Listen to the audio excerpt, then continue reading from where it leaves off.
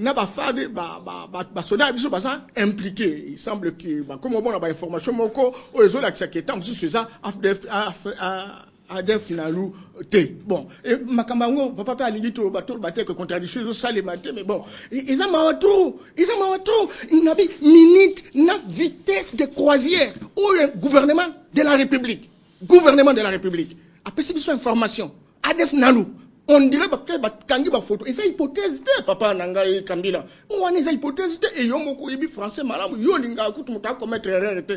Ce qui est hypothèse ba ko tiango serré. Hein papa a dit sur classe to tanga yango wana. Mais motazo babi ADF Nalu tozo yo kayango. Les abongote makabwe comme obima ba remonter pente te ba kuniva gérer. Non, na ko ko ça ngai wana sal sous de le gouvernement salagité mais tous là en enquête et bima mais néanmoins ba oyo bazana ba bomie eza bato bazana intérêt bazana kata complicité il y a makambo ya ko démembrer mboka parce que que coltan nous avons 80% des réserves mondiales il y a coltan bato bazana besoin coltan Colombo Tantalite à travers le monde basé belé ba puissance d'argent et puis ba voisin bazana ko nginda en fonction et belé ya bato na kata mboko ba comme très riche na complicité wana ndeko Norbert yamba na ndenge penza o ya noli kasi motuna ndo otuni to tuna ndeko ndeko oko seka me ampasi atuni motuna yo pesa ye yano nani abomi ndeko ndala ote babengelo kwa molongi alongi etumba asali mosala monene monene mwa ekolo azongisi kimia batope basepeli bongo sima ya nteke ya boyambi mwana nzambe wa botamaki omitema ya biso babi te basepela boyete tolekisa ye pambata yeba kisekele mwa mingi bo ya tuni motuna banani basepeli na sima ya liwana ye omoni mambo bet liboso te nano na yo naningi na bisana yo na baye bazolanda biso te biso bayi Congo mingi baye penza balingiaka ekolo oyo bazala mawa makasi pena soni na liwa ya mwana na biso po aza mwana ndala nga na sola na ndala wana bata mokolo moko te na vi na ngai me mai na ngai miso etangaki likona ye mpo na nini mamandu ndala azali moko ya bai Congo ya bano biso boti oyo azongisi biso lokumu biso bai Congo pamba te tokomaki lokola bato moko moto oyo akoki koya kosakana aye asokoli makone likolo na biso atelemi aleki akei mwana wana alongoli biso soni naza moto liboso namoni yango te na bomoi na ye bamama ya Kivu batelemi balongoli maputa batandi na mabele mwana wana atambola likolo na yango ezali elembo monene sika nazoka mawa mingi te liwa ya mwana oyo ezalaki liwa moko esangisa biso banso tina kutu ya tembe ezala te pamba te tobungisi elombe mobali tobungisi mwana oyo aye kopesa apesi biso lokumu eza likambo ya tokabona na yango te eza matanga epeli biso banso bayi Congo oyo balingi Congo oyo balingi Congo te nde babomi ye oyo bolingo la bango ya Congo eza na se ya bolingo ya bango moko te bazwa bokonzi nde basepeli bango nde bato bazala na esengo mikolo oyo pamba te bazoloba bomoni bozwi oyo bozokoloba ye wana si akufi bino nde bobomi ye bazwi nde moyen ya koloba Mamadou liwana ye mpo na biso eza likambo ya pasi na ndenge nyonso tu moyen kuta koloba ngo eza te ntango nazoloba nazosala makasi mpo naloba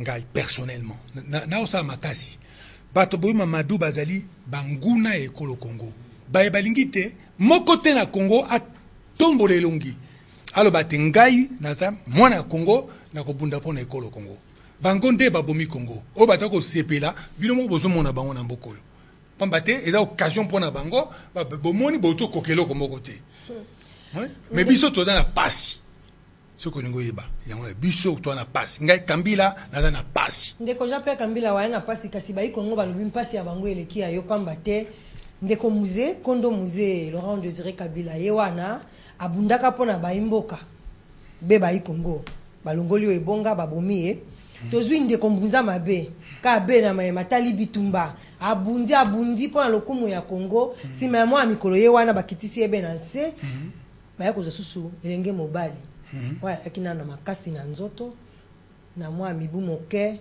akokisa kime matatu kumitano te kasi ye wana akwe bongo balobi mpo nini na Congo soki moto akosala be malamu ezalaka kaka be esukaka mabe mpo ya ye batikala kata mibu mitano apamba te kasi to bolole ya ba congolais to makasi ya banguna na biso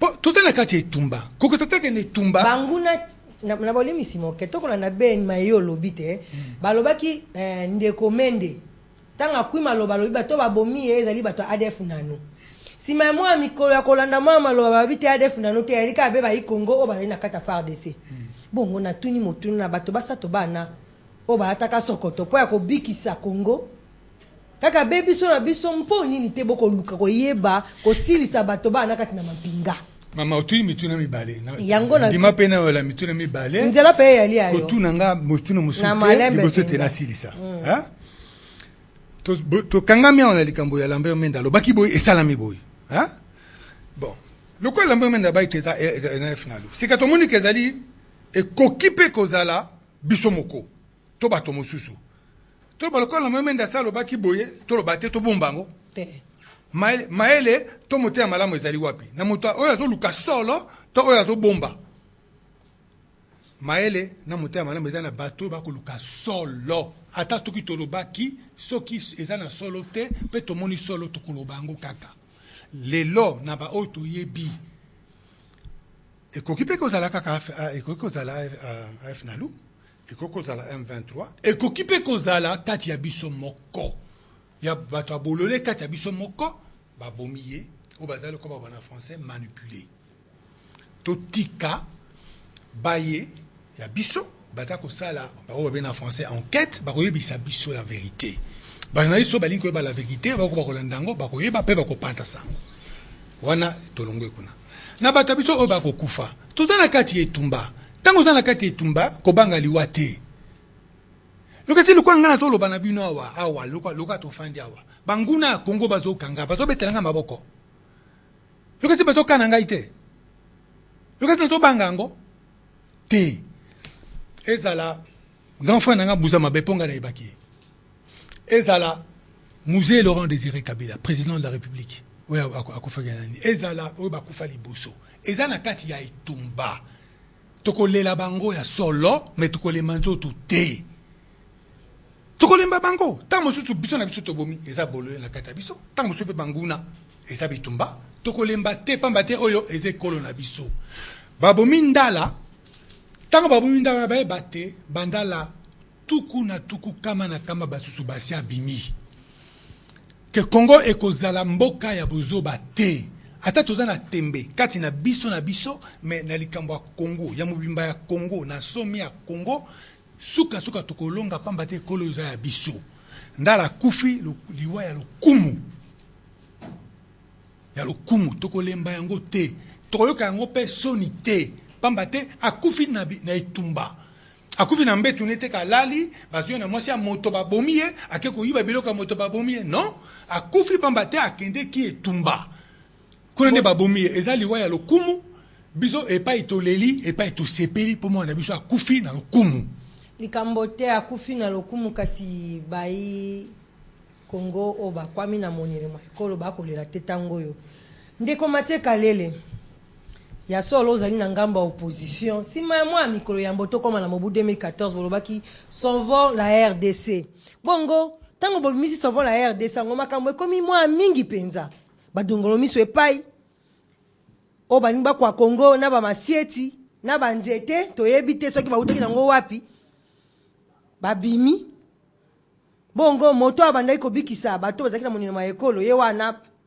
bakwiye balongoli ye kasi toyebi sauvons la RDC mosala na ngo ya nini beka be ya kaye to ya papier ya kokwama loba na bitando bike pe minene to na bazuluno to ya kobikisa ba Congo po to lembi pe ba disukulu mobu 2014 to lingite opposition majorité to société civile bon lobela biso mambi masolo babomi ndala to kipe bino bolobi pete sui ya kisite bino bato botindaki bato bana ba kwaye ba adefuna nu bino bato bolingi cohésion nationale te.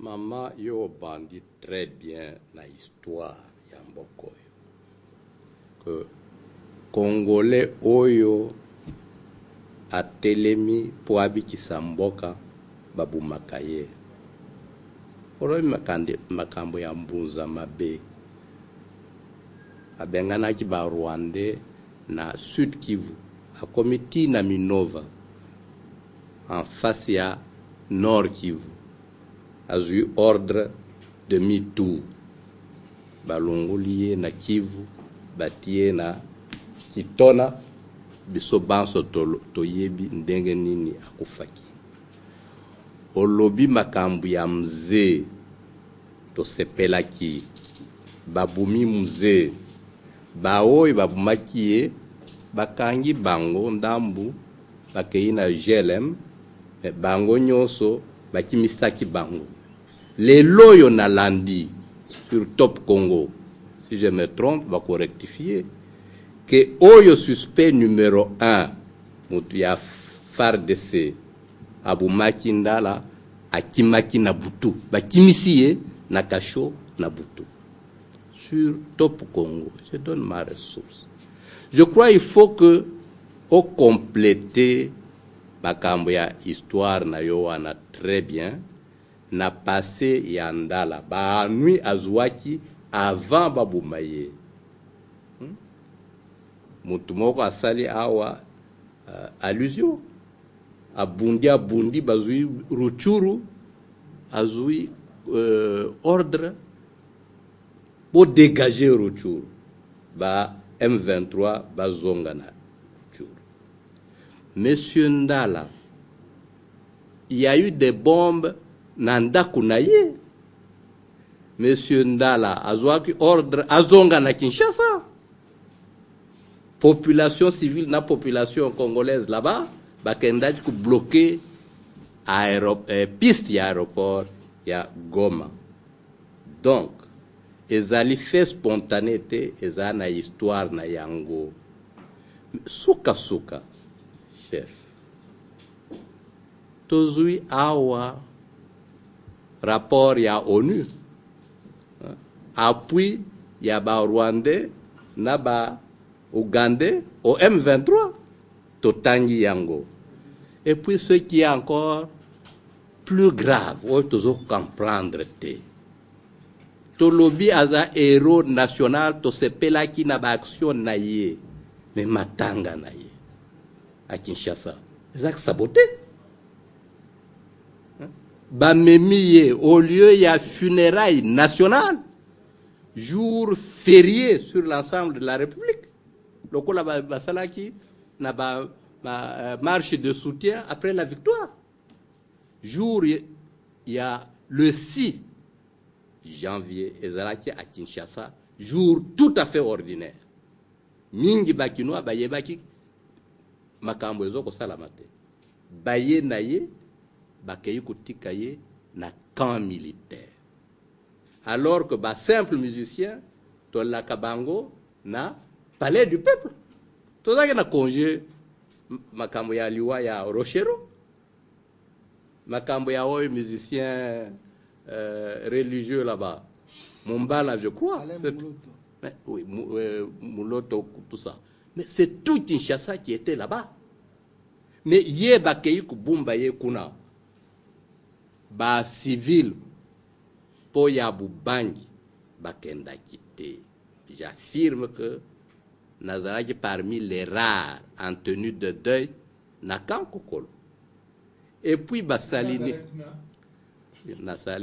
na lobby tu n'étais même pas en tenue de deuil ozalaki na tenue officielle oui ozalaki mais ba diluer matanga bato oyo bayaki baza ba mususu membre de famille ya ba oyo babumaki le 30. Confusion totale là-bas. Tolingi tokozo komisaye chef de l'État azalaki te, président du Sénat azalaki te, premier ministre azalaki te, président ayakoya na sima. Non, tomonaki na bilili te ata tokomaki kuna te. Là, je suis parti avec le dernier cortège. Ba décoration wana elingaki esalama na ba officiel. Kaka le 6 wana ndio ba programmer ouverture ya session extraordinaire pour empêcher les députés et les sénateurs d'être là. Et puis bakei kukundaye wapi na Kintambo, cimetière yaba nani yaba musulman toyebi biso banso rite musulman d'enterrement. On vous dépose par terre dans un linceul. En tout cas, biso tokanisaki que matanga ya moto wana lokol tuzo komisaye, il fallait ezala matanga national na ba haute autorité de la République na mobilisation générale ya population et salamakité eza suspect. Botoni mingi mulakisi kalele bongo nazongisi malwe pande kwa Adolphe Mutombo pote tokoba na matali basango ekolo Congo. Merci beaucoup Bobette Meto pour cet entretien à Lingala avec nos différents invités. Vous êtes nombreux à suivre cette émission. N'hésitez pas à donner vos contributions à travers les 3 numéros affichés au bas de l'écran. Mais avant de passer la parole à Denis Diboko, je voudrais quand même apporter quelques précisions. Professeur, c'est vrai, vous avez un point de vue à défendre, mais sachez que la date du 6 janvier était déjà retenue bien avant l'assassinat du colonel Mamadou Ndala pour l'ouverture de la session extraordinaire au niveau du Parlement. Et de deux, par rapport à son enterrement, c'est sa foi. Il est musulman, donc c'était tout à fait naturel qu'il soit enterré dans un cimetière islamique. Voilà, Denis Diboko, d'après certaines indiscrétions, il y a les éléments, voire même des officiers supérieurs des FARDC qui sont impliqués dans l'assassinat du colonel Mamadou Ndala. Cela pose déjà un problème sérieux de sécurité. Mais en dehors de cela, la situation du 30 décembre en RDC pose également les problèmes de sécurité, les problèmes des renseignements. Mokongobila avait déjà adressé une lettre ouverte. En principe, les services de renseignement devraient être dotés des moyens nécessaires pour mener des investigations et comprendre ce qui allait se passer. Qui doit donner ces moyens? C'est le gouvernement à travers le budget. Et justement aujourd'hui, le Premier ministre, Matata Ponyo, a présenté son budget devant les députés nationaux. C'est par rapport à ces budgets et voir le volet sécuritaire que vous allez vous entretenir avec nos différents invités. Merci beaucoup Adolphe. 6 000 milliards de francs congolais, si mes chiffres sont bons, soit 6 milliards 300 millions de dollars américains. Et dans ce budget, il faudra compter sur la sécurité, le social, les infrastructures, les finances publiques. À voir la situation de l'année 2013, nous avons comme l'impression que Matata doit revoir la note par rapport à tout ce qui s'est passé. J'aimerais poser la question d'abord à M. Norbert Yambayamba. Vous êtes de la société civile. Nous avons connu des faits d'insurrection ici en RDC, que ce soit à l'intérieur comme ici à Kinshasa. Le budget présenté par Matata peut-il répondre en tout cas à tous ces défis? Merci beaucoup pour la question, Denis. Le budget, vous l'avez dit, c'est 6 milliards 300 millions de dollars, soit 4 millions et demi, 4 milliards 800 millions pour des recettes propres et 1 milliard 900 pour les recettes externes. C'est maigrichant. Le Congo, c'est 4 fois demi la France. Le Congo, c'est 80 fois la Belgique. Et surtout qu'on a récupéré d'autres territoires. Le Congo, c'est 120 fois le Luxembourg. J'allais dire 100 fois le Rwanda. Il faut regarder les billets de tous ces pays. Je crois que M. Kambila me dira, mais M. Yamba, il faut être réaliste. Et ça, c'est évident. Il faut que je sois réaliste. Nous avons 26 futures provinces. Mais écoutez, lorsqu'on est dans une situation de crise, on a besoin de leaders transformationnels. On a besoin de leaders qui ont de grandes capacités d'innovation, qui peuvent bousculer les montagnes et les déplacer. Mais il ne faut pas confondre les moyens de sa politique et la politique de ses moyens. Bien entendu, mais hier c'était 7 milliards. Aujourd'hui c'est baissé jusqu'à 6 milliards. Où sont les imaginations? Regardez. Nous avons 145 territoires dans nos pays. C'est depuis 2006, 18 février 2006, qu'on a prôné la décentralisation. J'ai entendu le Premier ministre dire que c'est un budget du gouvernement central. Non, j'allais dire le budget de la République. C'est le budget de la République. Ça veut dire, en fait, lorsqu'il y a un budget du gouvernement central, c'est vrai, c'est qu'il y a d'autres budgets au niveau provincial. Mais j'aurais aimé, en fait, que dans le budget, que l'on me dise quelle est la quotité qu'on a réservée par rapport à la décentralisation. Je prends par exemple l'exemple de la France. Sur le montant du budget national, 2 tiers sont affectés, naturellement, pour les provinces. Aujourd'hui, on a difficile parce que aujourd'hui, la situation est très difficile au niveau de toutes ces différentes entités. Il faut se promener à travers le pays. Vous allez vous rendre compte du degré de gravité de la pauvreté. Mais il y a la rétrocession. Ben alors, la rétrocession, c'est à quelle proportion? Ça pose problème. Ça pose problème. Le transfert des ressources financières aujourd'hui, il y a eu dernièrement un atelier, effectivement, autour de ces questions. Je pense qu'on est dans un processus, ça c'est évident. Mais je pense qu'aujourd'hui, il y a beaucoup d'autres stratégies. J'ai entendu